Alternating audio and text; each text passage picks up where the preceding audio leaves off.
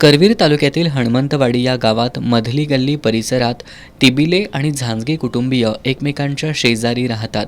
बुधवारी रात्री बळवंत महादेव झांजगे आणि बंडोपंत बापू तिबिले हे त्यांच्या घराशेजारी राहणाऱ्या गायकवाड यांच्या घरी टीव्हीवर IPLमधील क्रिकेट सामना पाहत बसले होते.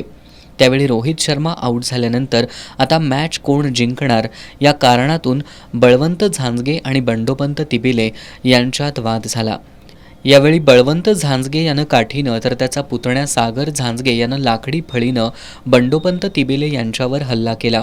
यात डोक्यावर मार लागल्यानं बंडोपंत बापू तिबिले गंभीर जखमी झालेत.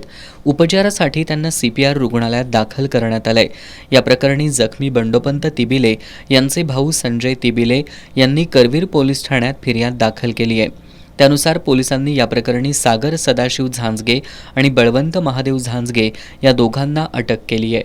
आज त्यांना न्यायालयात हजर केलं असता न्यायालयानं त्यांना 2 एप्रिलपर्यंत पोलीस कोठडी सुनावली आहे.